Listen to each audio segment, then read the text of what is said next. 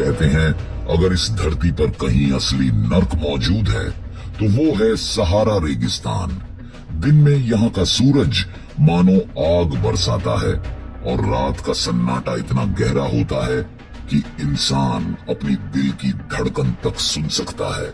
यहाँ की रेत इतनी तपा हुआ होती है कि अगर कोई पक्षी उस पर चले तो उसके पैर तक जल जाए। यहाँ ना कोई पेड़ है ना पानी, बस चारों तरफ फैली हुई बंजर वीरानी। लेकिन क्या आप यकीन कर पाएंगे अगर मैं कहूँ कि कभी यही सहारा रेगिस्तान हरियाली से भरा हुआ था। इस जगह कभी नदियां बहा करती थीं, हरियाली थी और यहाँ एक ऐसा जीव रहता था जिसे देखकर लोग कहते थे यूनिकॉर्न तो सच में होता है।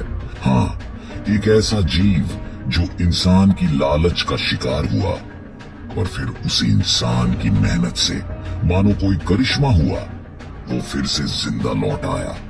उसका नाम है ऑरिक्स। अगर आप पहली बार हमारे चैनल पर आए हैं तो सब्सक्राइब करना मत भूलिए और वीडियो को आखिर तक जरूर देखिए। कभी इस रेगिस्तान में यह खूबसूरत जीव खुले आसमान के नीचे अपनी पूरी रफ्तार और शान से दौड़ा करता था। इसका शरीर सफेद, पेट पर हल्का सुनहरा रंग और सिर पर दो मुड़ी हुई तलवार जैसी खूबसूरत सींगें थीं और इन्हीं सींगों की वजह से लोग इसे रेगिस्तान का यूनिकॉर्न कहने लगे, क्योंकि उसका आकार कुछ ऐसा था जैसे कोई अरबी तलवार हवा में झुक रही हो। इसे देखकर लोगों को ऐसा महसूस होता था मानो उन्होंने किसी जादुई जीव को अपनी आंखों से देख लिया हो। कहा जाता है कि यूनिकॉर्न की कहानियों की प्रेरणा भी इसी जीव से ली गई थी, क्योंकि जब इसे साइड से देखा जाता था तो इसकी दोनों सींगें मिलकर एक जैसी दिखाई देती थीं, बिल्कुल यूनिकॉर्न जैसी।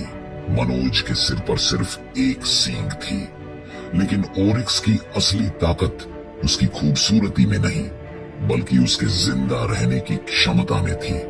वो कई महीनों तक बिना पानी के जिंदा रह सकता था।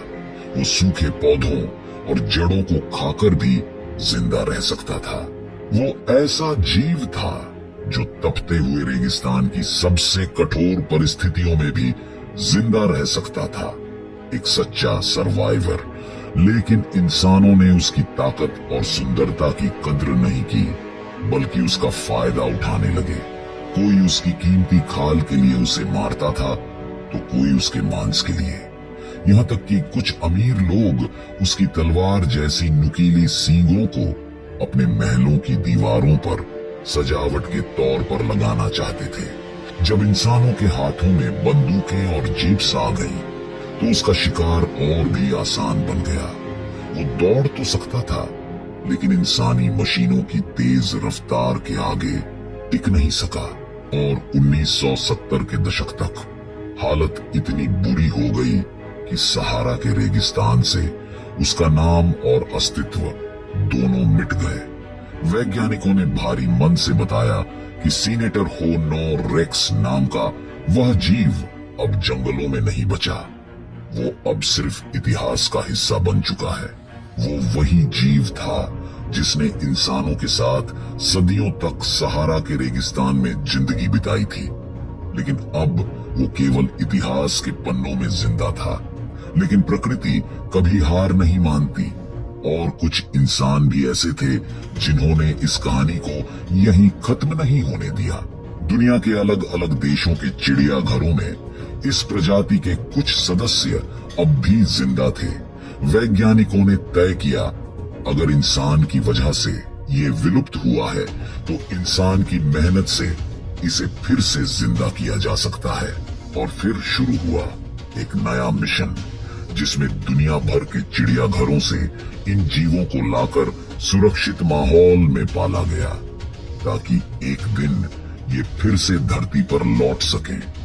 कई सालों की कड़ी मेहनत और कोशिशों के बाद जब इनकी संख्या में थोड़ी बढ़ोतरी हुई तब वैज्ञानिकों ने तय किया कि अब वक्त आ गया है इन्हें इनके असली घर सहारा रेगिस्तान में वापस भेजने का। 2016 में इतिहास बनाया गया। अफ्रीका का वो देश जो कभी ओरिक्स का घर हुआ करता था, उसे इस मिशन के लिए चुना गया। दुनिया भर के अलग अलग चिड़ियाघरों से चुने गए ओरिक्स को विशाल पिंजरों में रखा गया और विमानों के जरिए 4 देश भेजा गया।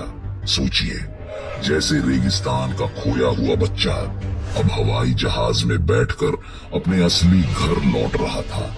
और जब पहली बार इन ओरिक्स को रेगिस्तान की रेत पर छोड़ा गया तो वहां मौजूद हर वैज्ञानिक की आंखें भावनाओं से भर आईं।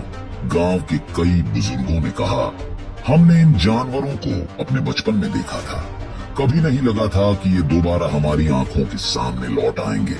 जैसे ही उनके पिंजरे खोले गए, एक्स का झुंड बाहर निकला। पहले कुछ पल वे झिझके, फिर अचानक दौड़ने लगे।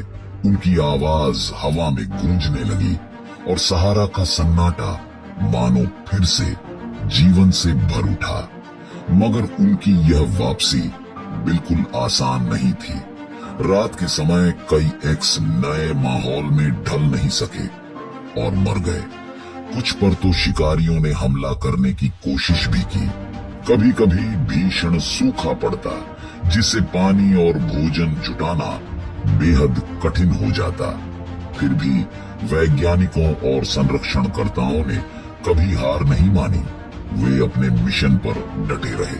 उन्होंने हर जगह उन एक्स जानवरों के गले में GPS कॉलर लगाए ताकि उनकी हर हरकत पर निगरानी रखी जा सके। गांव वालों को समझाया गया कि ये जानवर उनके विरोधी नहीं बल्कि उनके दोस्त हैं। उन्हें बताया गया कि अगर ये जानवर जिंदा रहे तो उनकी जमीन भी सुरक्षित रहेगी और उनका पानी भी। धीरे धीरे प्रकृति ने अपनी प्रतिक्रिया देनी शुरू की और फिर एक दिन ऐसा आया जब चाट के रेगिस्तान की रेत पर एक नए एक्स बच्चे ने जन्म लिया।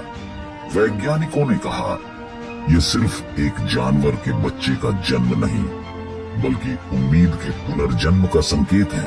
आज चाट के रेगिस्तानों में सैकड़ों सीटर, हॉल और एक्स स्वतंत्र रूप से दौड़ते फिर रहे हैं। जहां भी वे कदम रखते हैं वहां मिट्टी हिलती है, हवा बहती है और रेत के नीचे छिपे बीज जीवन पाते हैं। धीरे धीरे प्रकृति फिर से जागने लगती है। पौधे उगते हैं, घास हरी होती है, कीड़े मकोड़े और पक्षी लौट आते हैं और सहारा की वो सूखी जमीन फिर से जिंदा महसूस होने लगती है। लोग कहते हैं कि जहां पहले ओरिक्स को छोड़ा गया था वहां अब हरियाली लौट आई है और धरती फिर से खिल उठी है। अब भेड़ों के लिए चारा मिलने लगा है और कई जगह किसानों की जमीन फिर से उपजाऊ बन चुकी है। वो रेगिस्तान जो कभी सूखा और बंजर था अब जीवन से भर चुका है, जैसे धरती ने फिर से मुस्कुराना सीख लिया हो। ये कहानी सिर्फ एक जानवर की नहीं, ये इंसान और प्रकृति की साझेदारी की कहानी है। जब इंसान ने अपने लालच में आकर इसे खत्म कर दिया तो धरती सूख गई, लेकिन जब इंसान ने इसे बचाने का फैसला किया तो वही धरती फिर से जिंदा हो उठी। यह कहानी हमें यह बताती है कि बदलाव हमेशा मुमकिन है, बस हमारे इरादे मजबूत और सच्चे होने चाहिए। इसने यह साबित कर दिया कि एक अकेला जीव भी पूरे पारिस्थितिकी तंत्र को फिर से जीवन दे सकता है। सोचिए, अगर एक प्रजाति में इतनी शक्ति है तो जब हम हर प्रजाति को बचाने की ठान लेंगे तब धरती कितनी सुंदर और संतुलित बन जाएगी। आज जब आप सहारा के तपते रेगिस्तान को देखते हैं तो दूर कहीं सफेद शरीरों की हल्की हलचल दिखाई देती है।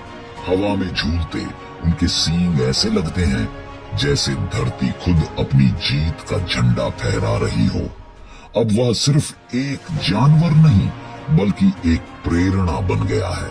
हार मत मानो, जीवन वापस आ सकता है और बंजर रेगिस्तान भी फिर से हरा भरा हो सकता है। अगर आपको यह कहानी पसंद आई हो तो वीडियो को लाइक करें, शेयर करें और चैनल को सब्सक्राइब करना बिल्कुल ना भूलें।